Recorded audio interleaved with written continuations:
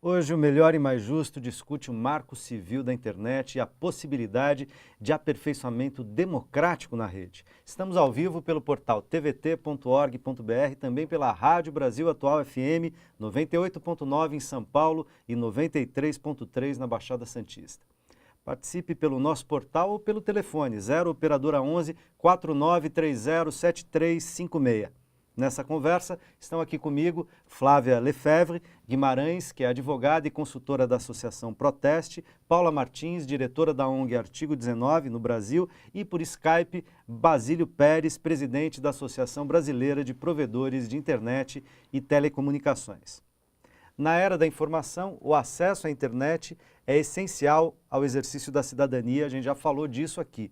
O Brasil tem cerca de 100 milhões de usuários da rede, mas ainda é preciso promover inclusão digital e reduzir as desigualdades, sobretudo entre as diferentes regiões do país, no acesso às tecnologias da informação e da comunicação. Aliás, fechamos o segundo bloco fazendo referência a essa questão. Como estabelecer mecanismos de governança multiparticipativa, transparente, colaborativa e democrática com a participação do governo, do setor empresarial, da sociedade civil e da comunidade acadêmica. Que, aliás, é o que prevê o Marco Civil, né? Exatamente. Paula, como fazer isso? Como avançar nessa direção? Eu acho que nós temos, na verdade, no Brasil, uma grande experiência de fórum multissetorial de discussão das questões relacionadas à internet, que é o CGI. Então, é importante que a gente mantenha... É o Comitê Gestor da Internet. Muito bem. Então, é importante que a gente mantenha esse tipo de estrutura em que você tenha uma representação paritária e que todos os diferentes interesses possam estar representados e que exista um debate bastante amplo em relação às questões das políticas públicas relacionadas a essa área, né?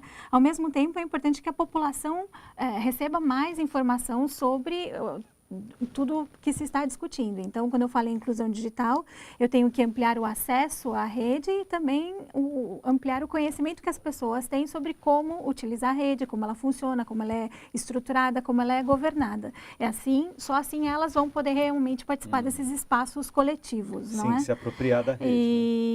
E além disso, acho que um outro ponto importante que aqui a gente ainda não tem discutido tanto é que a questão da governança da internet, ela se dá tanto no âmbito doméstico, nacional, como no âmbito internacional. Então, nossa próxima discussão também é discutir como essas discussões no âmbito internacional, criando padrões, grandes linhas internacionais, principalmente porque a internet, essencialmente, é algo que é transfronteiriço, né? Então, é importante que essas decisões também no âmbito internacional sejam realizadas também dessa forma, com a participação de todos. Então, além da ampliação desses fóruns, garantia de que essas decisões centrais serão tomadas por fóruns multissetoriais, é importante também que a população receba cada vez mais informação para que possa participar bem informada, né? Efetivamente desse Receba mais informação mais qualificada, como dizia a Flávia, sem misturar coisas e que, de certa maneira, confundem a inteligibilidade da discussão, né? Exatamente. E aí eu queria aproveitar e dizer que, para o exercício da cidadania, não basta a gente ter o Marco Civil. Ele é importantíssimo, a gente quer e quer muito. Só que tem que ter uma outra coisa, que é infraestrutura implantada com base em metas voltadas para o interesse público e democráticas. Então, é por isso que tem uma outra campanha, a campanha Banda Larga é um Direito Seu, campanhabandalarga.org.br, que são centenas de entidades reunidas nessa campanha, que já apresentaram uma proposta formal para o ministro Paulo Bernardo, que resiste em cumprir a lei, resiste em estabelecer políticas de universalização para a infraestrutura de banda larga, como está expresso no artigo 65 da Lei Geral de Telecomunicações. E resiste por quê, você acha? Porque, infelizmente, na nossa interpretação e na interpretação de muita gente, isso já foi matéria de muitas matérias em muitas revistas, o ministro Paulo Bernardo não é à toa que ele recebeu um prêmio das empresas de telecomunicações.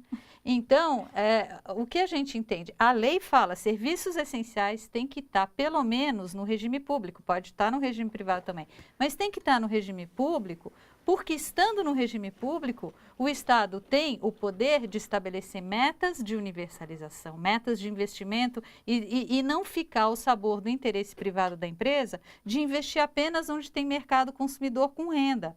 E aí nas periferias dos grandes centros, nas regiões norte e nordeste, nas regiões mais pobres, não tem investimento em infraestrutura, né? E aí, sem rede, aí você não tem nem direito, porque você não tem acesso nem à rede.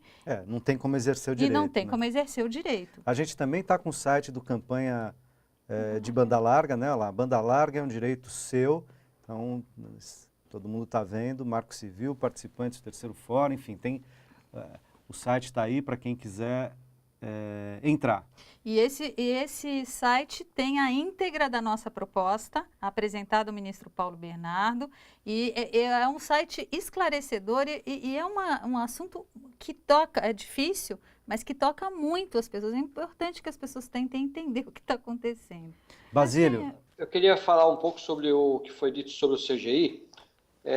Realmente, o Brasil tem essa situação do CGI que tem múltiplos setores gerenciando a internet.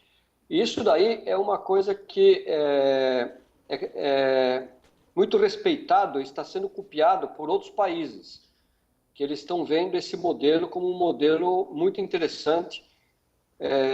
No ano que vem, provavelmente em abril, vai acontecer uma reunião no Rio de Janeiro importante sobre governança de internet, que isso foi provocado por essa questão da espionagem, pela fala da presidente Dilma na ONU, e sobre o que ocorreu em Bali agora recentemente, no mês passado.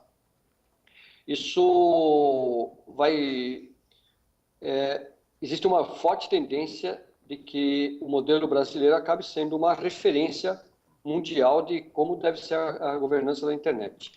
Isso seria muito bom e o Marco Civil não pode ir no caminho contrário. Ele não pode o Brasil ser uma referência em termos de governança da internet e o Marco Civil desvirtuar a internet brasileira. Seria uma coisa absurda. Então, nessa direção, eu queria botar essa neutralidade. Colocar mais uma questão na mesa, que é o seguinte: quais são as sanções que estão previstas no Marco Civil? Ele sendo aprovado nos termos em que está colocado, quais são as sanções previstas para aqueles que descumprirem as normas que estão colocadas ali de neutralidade, de direitos, enfim? Como o Marco Civil é uma lei principiológica, ele vai ser regulamentado, né? E um grande aspecto que a gente defende muito, que está no Marco Civil, é que ele estabelece que isso vai ser regulamentado por decreto, né? Uhum. Ou seja, no âmbito do Poder Executivo, no âmbito do Ministério das Comunicações, da Casa Civil. Por quê? Porque existe uma pressão das teles para jogar a regulamentação para a Anatel. E a gente sabe que a Anatel tem uma relação muito generosa com as teles. Eu diria que posso dar como exemplo o fato de que nós temos 15 anos de privatização e até hoje não tem um modelo de custos para regular tarifa. Por exemplo, que tem várias multas impostas contra as empresas prescrevendo. Então, isso tudo, as sanções, a princípio, vão ser as sanções que estão na lei civil por descumprimento de obrigação, que estão no Código do Consumidor, que estão na Lei Geral de Telecomunicações, que estão na própria regulamentos de qualidade de serviço da Anatel, mas vão ser especificadas novas sanções na medida em que o Marco Civil vier sendo regulamentado por meio de decreto, como determina a Constituição Federal. Uhum. Quem tem competência para isso é o Poder Executivo e não a Anatel. Paula. Não, acho importante que, além disso, uma questão central, acho que a neutralidade a gente falou muito e acabou mencionando a liberdade de expressão aí no meio, mas um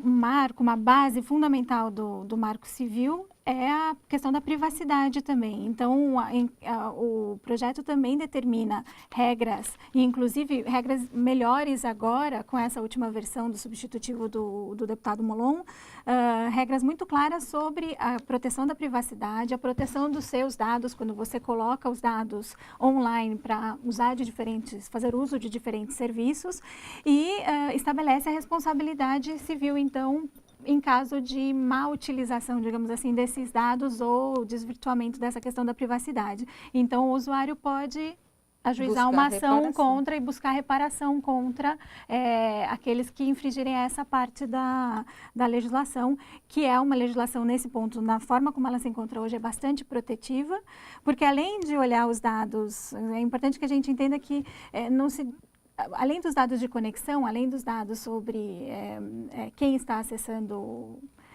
na verdade é mais complexo que isso, mas é importante que a gente entenda que além de saber quem somos, os dados que são coletados, eles são muito mais complexos, eles podem ser trabalhados, cruzados, e isso pode gerar todo um perfil sobre você, sobre suas preferências, e é importante que então exista regra para como isso pode ser feito, quando não pode ser feito, quem não pode ter acesso aos seus dados, que apenas os dados absolutamente necessários sejam acessados e, finalmente, voltando para a questão, né, da responsabilização para aqueles que não atenderem isso. Só uma coisinha, o Marco Civil, ele regula esse aspecto porque as empresas que operam as redes, elas têm acesso a esses dados. Agora, portanto, essa questão está contida de uma forma específica, mais genérica no Marco Civil. Existe um projeto de lei que nós estamos insistindo muito para que saia do Ministério da Justiça e seja encaminhado à Câmara, que é a Lei de Proteção de Dados Pessoais. É um texto que também passou por consulta pública, por um processo de consulta pública bastante amplo, bastante avançado, um texto muito bom e que a gente espera que o Ministério da Justiça, ultrapassado essa luta aí do Marco Civil, que a gente possa entrar nessa nova batalha. E aí ali tem sanções, aí é uma lei específica sobre proteção de dados pessoais. Basílio, os nossos dados não têm que ser nossos? Com certeza. É uma coisa muito importante essa questão da privacidade e do controle do que vai ser feito com as informações que as pessoas disponibilizam na internet. Hoje em dia está começando o sistema do Big Data, que é o termo que está sendo usado agora, que é a utilização da infinidade de dados que as pessoas utilizam navegando na internet, postando em redes sociais e tudo mais, para usar isso de forma comercial, de forma... isso, inclusive, é uma das coisas que as teles estavam querendo no Marco Civil, num determinado momento. Elas estavam querendo ter acesso ao que não só o conteúdo, mas ao log do que a pessoa estava acessando. E, na verdade, quem tem que ter log é apenas a empresa de conteúdo. Ela, evidentemente, tem que ter os dados de quem acessou o site dela, por uma questão até de segurança e de coibir algum crime, alguma coisa que possa ocorrer. Claro, é uma questão de responsabilidade. Mas não quem está... Sim, por questão de responsabilidade. Mas não quem está transportando os dados não tem por que saber o que é que o internauta está fazendo. Não é apenas qualquer provedor de acesso, ele tem apenas que saber que o usuário X está conectado com o IP tal, do horário tal até o horário tal. Isso é uma informação necessária por questões de... é uma questão até de privacidade e questões de...